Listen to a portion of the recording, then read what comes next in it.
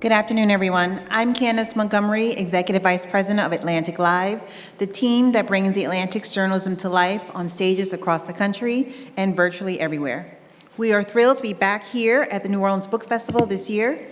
In a world where distractions abound, literature offers a unique opportunity to slow down and recontextualize humanity's place. Today, we've convened some of the 21st century's most celebrated authors to examine today's cultural landscape and deepen our exploration of America's idea. Additionally, in keeping with the Atlantic's long tradition in publishing poetry that sparks fresh thinking, we have a newly released list entitled The Best American Poetry of the 21st Century So Far. That lists the 25 most consequential collections of the 21st century's American poetry. Please refer to the handout you received for more information and scan the QR code. You all have it, right? To view the entire project. We're especially fortunate to have one of the poets featured on the list with us today. Without further ado, please enjoy this conversation with poet Tracy K. Smith, author Sarah M. Broom, and senior editor at The Atlantic, Vann R. Newkirk III. Enjoy.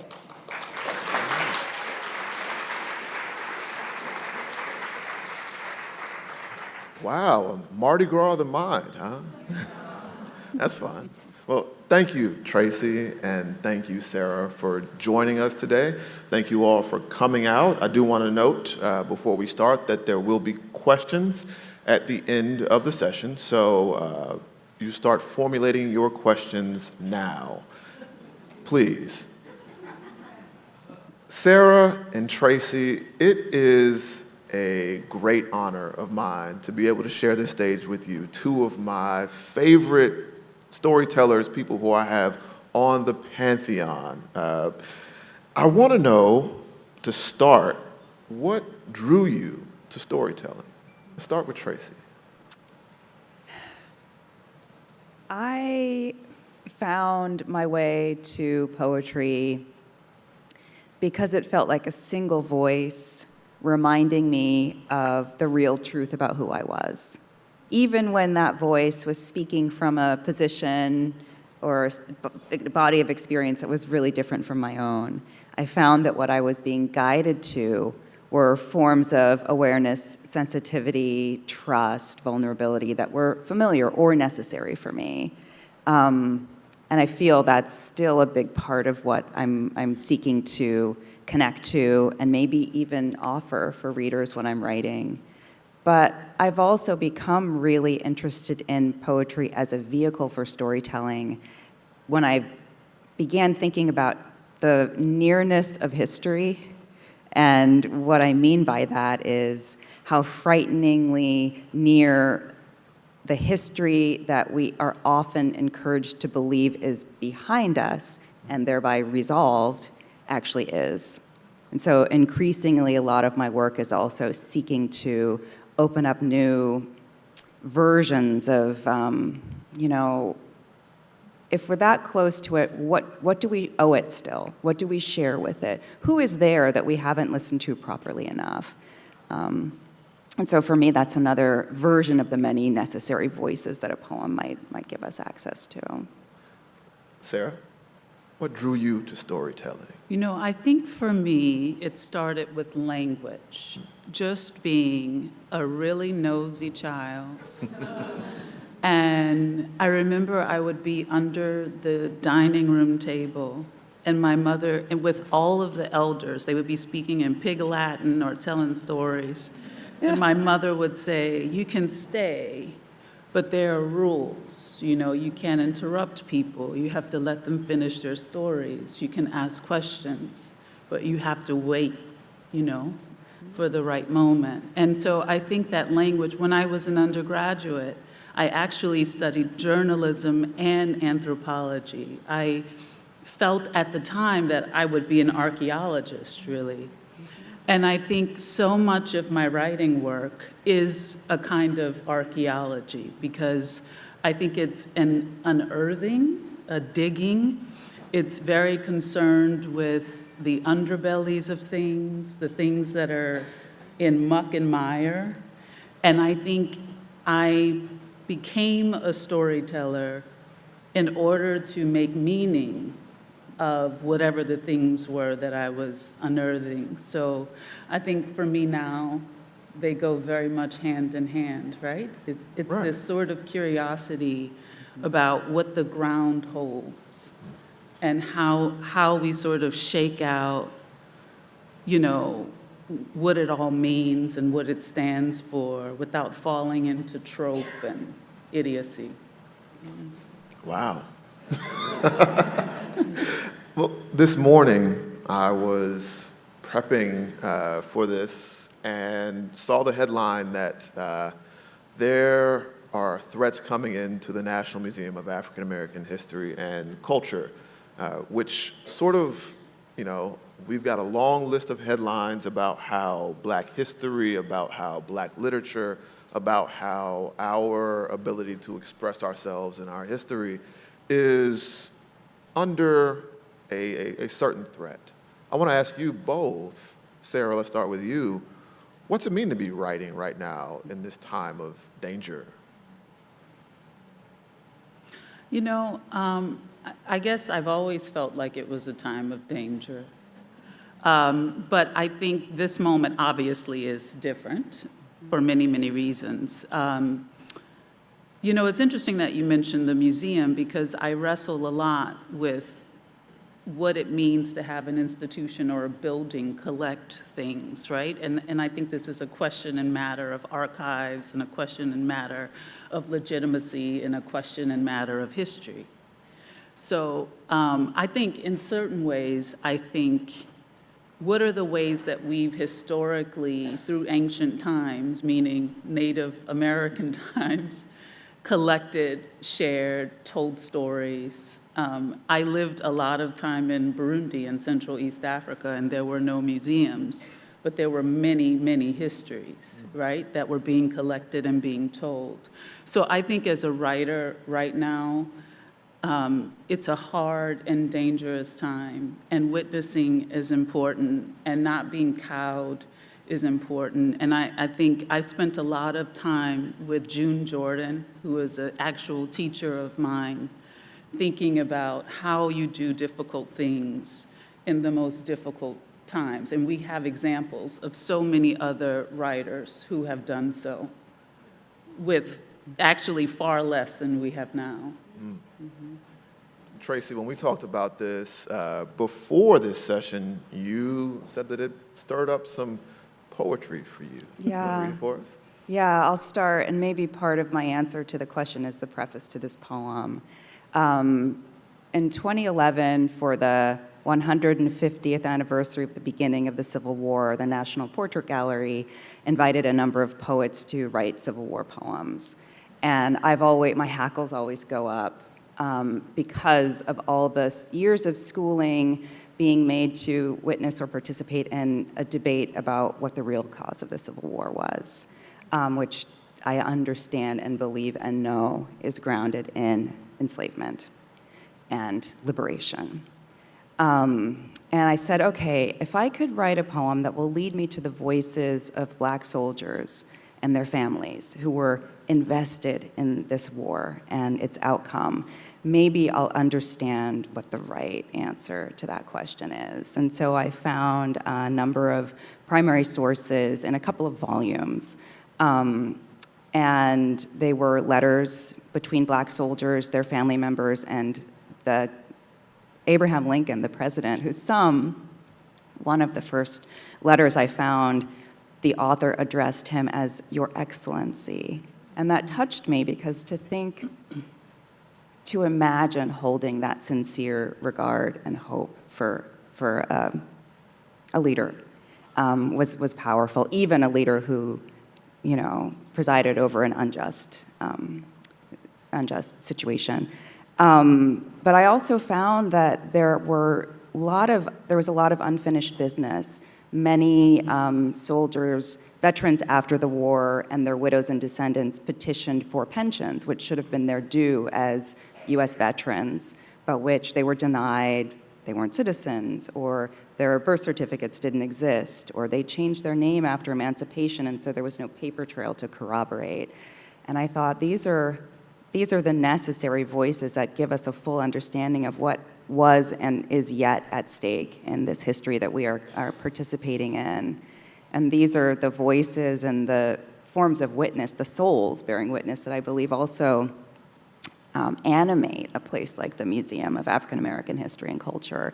And I also feel like those are the souls that are collaborating with the vision that Kevin Young brings to that work and his team, or with the people like us who move through this space beholden to these lives and contributions. And anyway, I'll read the poem, because if you're like me, there's much that will surprise you. And I'll tell you, it's a long poem. I'm going to read 2 brief excerpts that are built of what I think of as choruses. And the last thing I'll say before I read it, it's a documentary poem.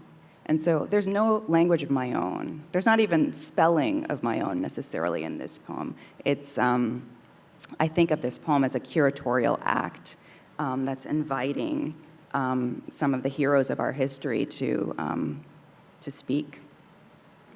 The poem is called, "I Will Tell You the Truth About This. I Will Tell You All About It." Excellent Sir, my son went in the 54th Regiment. Sir, my husband, who is in Company K, 22nd Regiment, U.S. Colored Troops, and now in the Macon Hospital at Portsmouth with a wound in his arm, has not received any pay since last May, and then only $13. Sir, we, the members of Company D of the 55th Massachusetts Volunteers, call the attention of Your Excellency to our cause. For instant, look and see that we never was freed yet, run right out of slavery, in to soldiery, and we hadn't nothing at all. And our wives and mother, most all of them is a perishing all about. And we all are perishing ourself. I am willing to be a soldier and serve my time faithful like a man, but I think it is hard to be put off in such doggish manner as that. Will you see that the colored men fighting now are fairly treated? You ought to do this, and do it at once. Not let the thing run along. Meet it quickly and manfully. We poor oppressed ones appeal to you and ask fair play. So please, if you can do any good for us, do it in the name of God. Excuse my boldness, but please, your reply will settle the matter and will be appreciated by a colored man who is willing to sacrifice his son in the cause of freedom and humanity. I have nothing more to say, hoping that you will lend a listening ear to an humble soldier. I will close. Yours, for Christ's sake. I shall have to send this without a stamp, for I hain't money enough to buy a stamp. I am 60-odd years of age. I am 62 years of age next month. I am about 65 years of age. I reckon I am about 67 years old. I am about 68 years of age. I am on the rise of 80 years of age.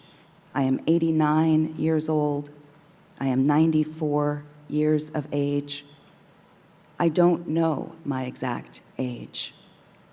I am the claimant in this case. I have testified before you 2 different times before. I filed my claim, I think, first about 12 years ago. I am now an applicant for a pension because I understand that all soldiers are entitled to a pension. I claim pension under the general law on account of disease of eyes as a result of smallpox contracted in service. The varicose veins came on both my legs soon after the war, and the sores were there when I first put in my claim. I claim pension for rheumatism and got my toe broke, and I was struck in the side with the breech of a gun, breaking my ribs. I was a man stout and healthy, over 27 years of age when I enlisted. When I enlisted, I had a little mustache and some chin whiskers. I was a green boy right off the farm and did just what I was told to do. When I went to enlist, the recruiting officer said to me, "Your name is John Wilson." I said, "No, my name is Robert Harrison." But he put me down as John Wilson. I was known while in service by that name. I cannot read nor write, and I do not know how my name was spelled when I enlisted, nor do I know how it is spelled now. I always signed my name while in the Army by making my mark. I know my name by sound. My mother said, after my discharge, that the reason the officer put my name down as John Wilson was he could draw my bounty. I am the son of Solomon and Lucinda Sibley. I am the only living child of Dennis Campbell. My father was George Jordan, and my mother was Millie Jordan. My mother told me that John Barnett was my father. My mother was Mary Eliza Jackson, and my father, Reuben Jackson. My name on the roll was Frank Nunn. No, sir, it was not Frank Nern. My full name is Dick Lewis Barnett. I am the applicant for pension on account of having served under the name Lewis Smith, which was the name I wore before the days of slavery were over. My correct name is Hiram Kirkland. Some persons call me Harry, and others call me Henry. But neither is my correct name.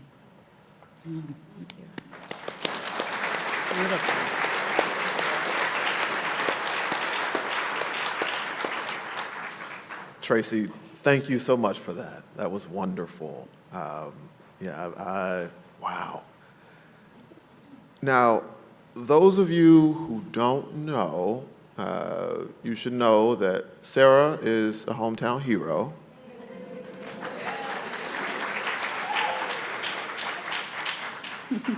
And for those of you who haven't read The Yellow House, it is amazing.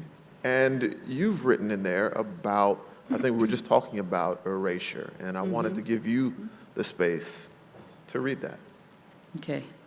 I'll try to go quickly. And you know, when people describe me as a native daughter of New Orleans, maybe it's the greatest description ever, right? Right. To belong to this place, because it's, like most places, severely complicated.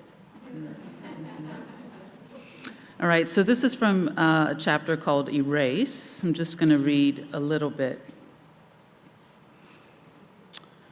July 2006. My mother, Ivory May, called me in Harlem and told the story in 3 lines. Carl said those people then came and tore our house down.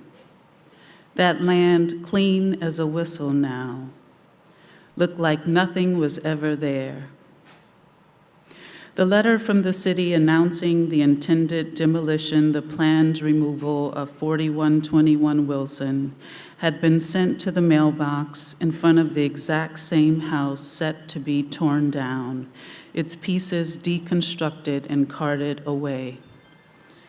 The yellow house was deemed in imminent danger of collapse, one of 1,975 houses to appear on the red danger list, houses bearing bright red stickers no larger than a small hand.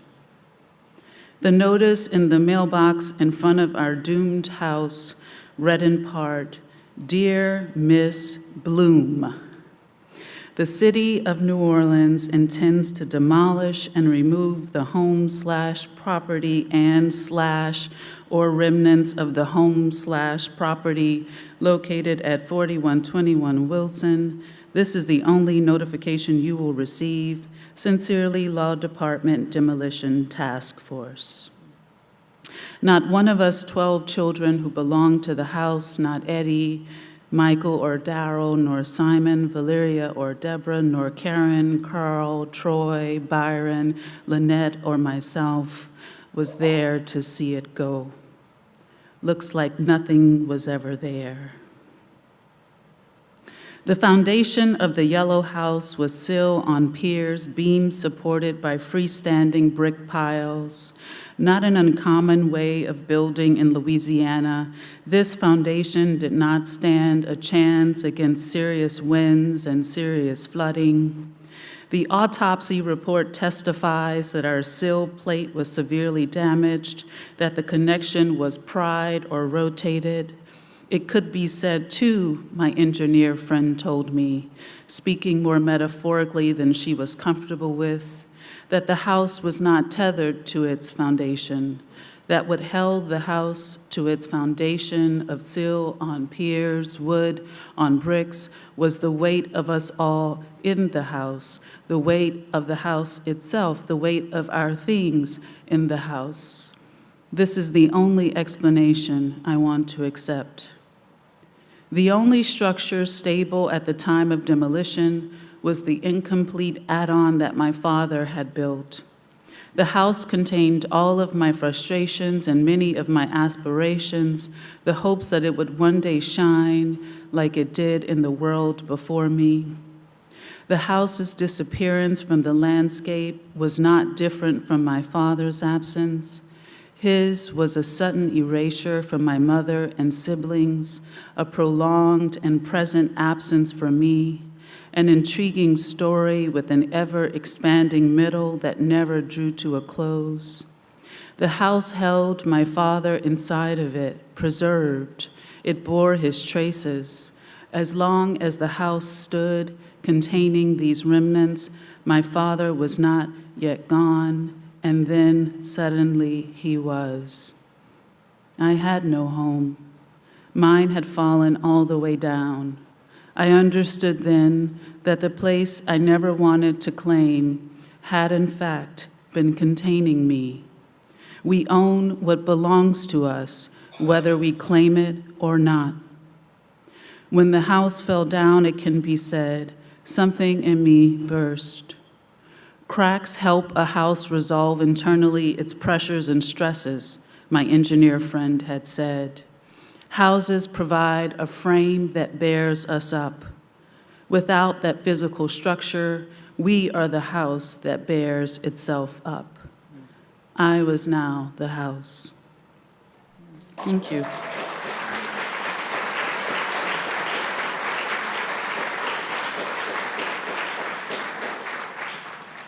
So before I say anything else, y'all go out and get them books because they are marvelous.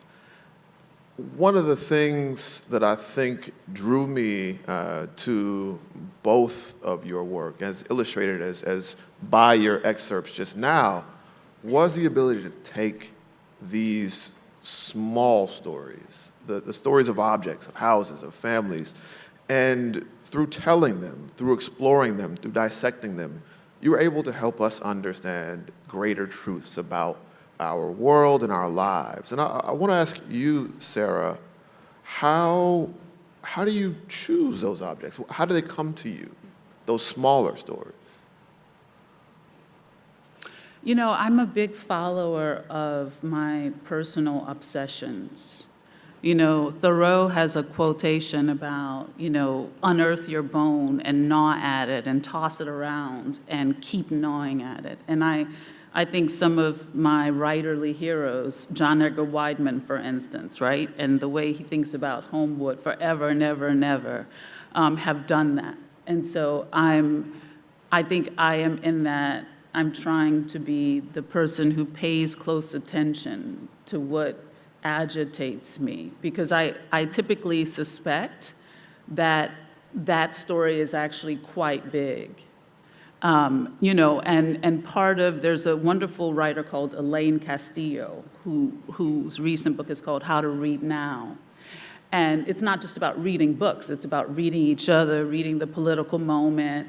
And she talks about the fact that often for writers of color, our stories are typically deemed to be detailed and specific, and for non-writers of color, their stories are deemed to be universal. And so I resist that, obviously, because I think that I am writing from a centered place, from the center, and I think that the work of providing context to one's life is a very powerful and important work. And so I think I stay around my obsessions in order to try to explode them and to find their context and meaning. Tracy, your work, you talked about, I mean, you just gave us an excerpt where you discussed the lives of veterans from the Civil War. Mm-hmm. Life on Mars, we're talking about science fiction. How do you travel so far? Mm-hmm. And what drew you to science fiction? Well, I think there's so little distance, actually, between the motivations for the two books that you're talking about. Life on Mars, which is thinking about the universe and the future as a way, actually, of thinking about America in the present. And the book I just read from, which is called Wade in the Water, which is thinking about history and the earth. I'm looking for different lenses that will allow me to keep asking the same questions over and over again, which is another way of saying I have obsessions as a writer that I can't get finished with. I think a poem or a project is a way of getting to a momentary form of clarity or one figure for what a truth might be within the scheme of something that has many truths or that isn't standing still long enough to settle into a single resolution. And so a poem or a book of poems is a way of building a tool or a lens that can allow me to get back to work on this thing. Science fiction, and I think all genre, is really a distancing device that says, if we keep doing what we are doing right now, if we keep looking at ourselves and one another and the earth that we occupy in the same way, in 10 or 100 or 10,000 years, the outcome is going to be, and then the imagination moves toward that. And it's, I think, a way of being hard with yourself and honest with yourself. And I think that's part of what the craving to sit down and find new language for an old or familiar unwieldiness is. When I hear in that poem that I read a father say, I'm willing to sacrifice my son for the cause of freedom and humanity, what first struck me about that sentence was how literal those two things are for someone who is enslaved. They're not conceptual. But when I heard myself read it today, I said, oh, they were fighting not only for their own freedom and their own humanity, but for everyone's, even those who thought that enslavement and wielding power over another person was okay. And I feel like these are questions that language helps us reformulate again and again as necessary. Last night, Brian Stevenson told us, he talked about being in the middle of a narrative struggle. And I want to ask you, Tracy, as a poet laureate, what is the role of poetry in that narrative struggle? Well, when I think about the position a poem puts you in as a reader, it's like you're standing somewhere and a stranger, a curious stranger, an unlikely stranger comes up to you and says, "Hey, come here. I want to tell you what it was like." And then you are leaning toward them with all your bodily senses, not just your ears or not just your cognitive capacity, to try and understand, to hear, follow, and recognize. We, I think, do that really well when we're little, when we're kids, and we're trained out of that. But I think that that is a practice that is not merely literary. I think it's a civic skill. And there's so much in our culture that works against such a thing, that says double down on your gut impulse and your certainty. You are right, you matter. There's other people who are your enemies as opposed to potential confidants. And literature tells us otherwise. Literature makes us strangers to these schemes of order, of decorum, of argument, that if you're not paying attention, just feel like the atmosphere in which we live. And I think now is a time when it's really important to make choices. What is the language I want to live in and with? And when I say that, I'm not just talking about vocabulary, but I'm talking about what are the senses and forms of reverence that I'm willing to claim and live with as I move through the world toward others. Now, we have the microphone coming up. I will be asking for questions. I hope you all have prepared them. And I hope that they are questions. Questions end with a question mark. Yes. But before we get there, I do want to ask both of you a final question. And one of the things that fascinates me about literature and about creating in general is how our works, they live beyond us, right? They grow lives of their own. They have meaning that actually we can't control. I want to ask you both, with your works in the world, with them having already influenced people, what are the most surprising developments that the lives of your works have taken? You can. Oh, that's a hard question. I know, I love ending with a hard question. What have you learned? Well, I have met a lot of people. Life on Mars is a book that deals in part with grief. And I've met a lot of people for whom what for me was also a private exercise of claiming grief and realizing it's a vocabulary for love, who have been helped by that. And that's a really good feeling. And I've also, that book it's a teenager now. And so I've met a lot of writers who are not even just young writers, people who are publishing, who have learned and built upon some of the things that book does and whose work teaches me. And that's probably like one of the greatest gifts that a writer can receive. Sarah? My book is a baby. It can't teach me anything yet. I feel like I've learned a lot, and I've told you I've learned a lot from the book. What do exactly, right? Well, I think,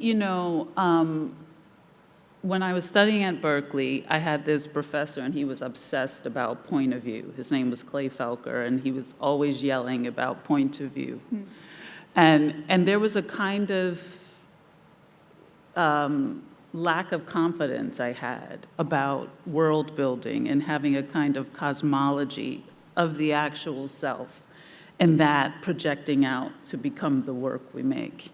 And I think now I have doubled down on it in some way. I've learned through that book that if you hew closely to the parts of you that feel singular and that are confusing, to keep going, to stay in the wilderness, you'll find it, you'll figure it out, to always unearth more and more questions. So I think in that way, I have learned something for the thing I'm working on now. We'll see.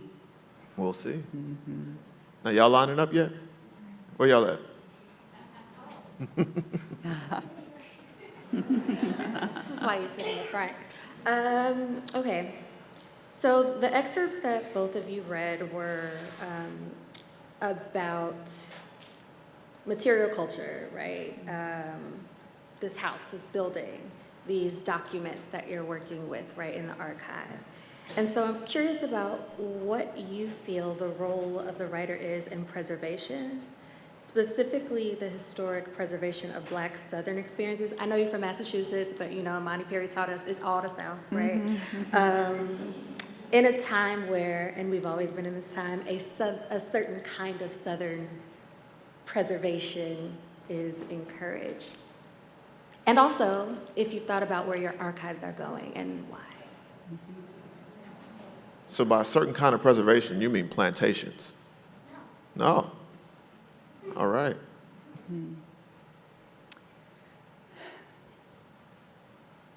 I think that preservation, I mean, you asked that question because we're so used to preservation representing a huge form of erasure and forgetting, willful forgetting. And I think that's a big motivating factor for so many of us who are approaching the archive that we've been taught to believe doesn't hold documents or artifacts that corroborate our own experience. But there's so much that is being yielded. Scholars like Saidiya Hartman, artists like many artists, both of us here, and probably a huge portion of our peers who are thinking about what we do know and what we can remember by way of memory, imagination, oral history, and also a form of trust. And I feel like that's a big part of what I'm leaning on as I write. The last book of prose I wrote, I feel was written in collaboration with ancestors, folk in Alabama who I know and don't know, but who are still at work on the project of freedom and humanity, and who are not behind us. They've been at it longer, they're far ahead in the distance, encouraging us to keep at it. And I was just at Emory University's Rose Library, which is a rare books and manuscripts archive, deepen the papers of Lucille Clifton, who's a hero of mine. And that's the institution where my papers are as well. So, yeah. You want to take it, Sarah? I think you mostly answered it, but what I'll say is that oral history is huge for my work. And actually, I see one of my neighbors in here. Hey, neighbor. And I talk to people all the time to collect their stories. I mean, pretty regularly. I go to laundromats. I just randomly ask people to tell me a story. I think it's such an important and vital human thing to do. And I think that it also is a protest against seeing story and history as something that has to be officialized to matter, whatever officialized means, because we know, watching what's happening in the world, that these words and language and these definitions change and they flip inside out. So I think for me, my practice is how do I make oral history and the collection of it a part of the backbone of the works I make, so that they have space to live. And I don't think I'm thinking about archives. I need to make many more things first. I would counter that we should all be thinking about archives. All of us now, and all of our family members. We have a question coming up?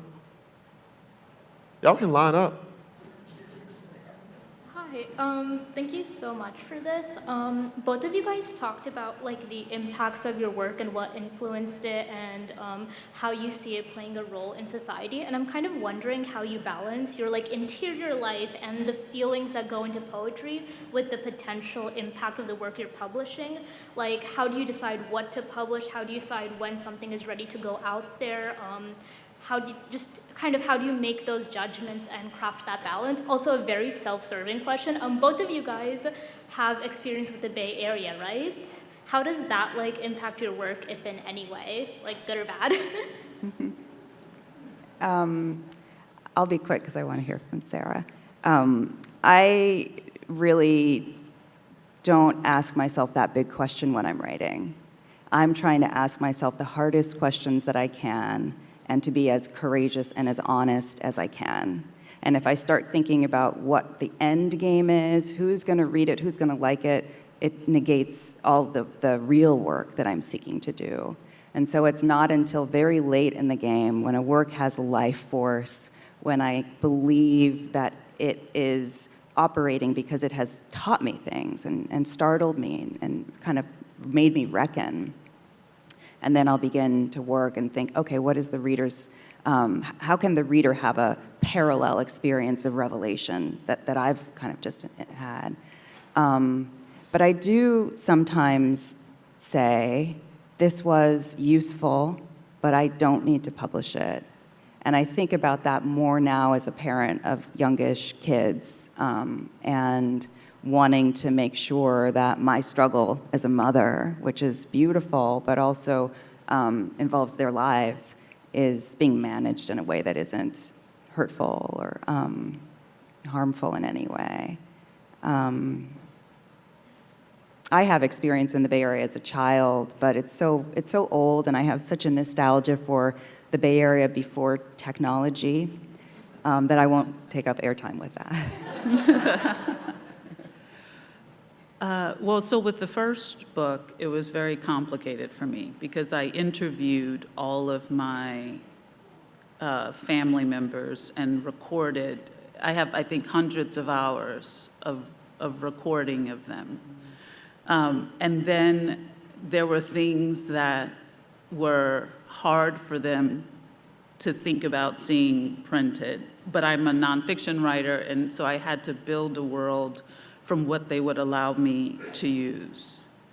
And so because I'm a trained journalist, there are a lot of ethical things that come up, right? In journalism, typically we don't let people read the thing before it's published, but you can fact check with them. So I think it took 8 months of me reading parts to my family and having them go through all range of feeling and emotion before we could settle on what I could use and what I couldn't. So it was collaborative, and that's why I typically describe that book as the autobiography of a house and not actually about me, because it's about the house and the people who encountered the house. About the Bay Area, I just want to say, going back to June Jordan, I went to Berkeley only to study with June Jordan in her class, Poetry for the People, and she died the summer before I arrived of cancer. But I still took Poetry for the People, and I learned to write a ghazal and all these amazing types of poem, and I still credit her with saving my life. So that's my Bay Area story. I know poetry and beautiful language in general sometimes can be seen as like pretentious or elitist. How do you, in your writing or your life, attempt to kind of bridge that gap for people, or do you kind of just say my poetry is for whoever enjoys it, or do you try and reach across some kind of gap?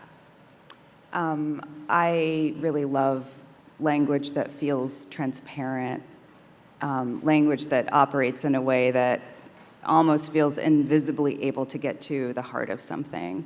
And that's part of what my work is kind of grounded in. But my work as a poet in the world is also being an advocate for an art form that I think many people have have a misperception of. And so one of the first things I will say is you have everything you need to experience and engage with this poem fully.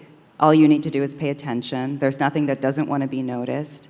And all you have to do is hold on to what you remember, wonder, and wish for as you're reading the poem. Those are useful to the experience of the poem as well. So I'm watching the clock go down. So I think we have time for one more. So I recently had a very unusual experience. I was sitting on the steps of the Mississippi River just across from the cafe with beignets. I'm sorry, I can't think of the word. But there was a teacher standing down there, and she was teaching kids who were about 7, 8 years old. And she was trying to talk to them about the Mississippi. And she was saying the Gulf feeding into the Gulf of Mexico, and one child said, no, it's the Gulf of America. And this is a story. You're telling stories of the written word. That's been a written word for centuries. Those have been written words. Those have been something that was a fact. How do you deal with fact, quote unquote, now in today's world? I'll let you answer that. Oh, I was going to let you answer that. Language is a tool for finding fact, not just trusting that it's there. And if you do that work with diligence, courage, and a kind of like willingness to be undone, then you can, I think, get back to what is waiting to be recognized as real and present. Well, thank you all for your questions. And thank you, Tracy and Sarah, for chatting with us today. Now, both Tracy and Sarah will be out at the author's tent signing books, and you can see and ask more questions there. Thank you all for joining us, and please enjoy the rest of the festival.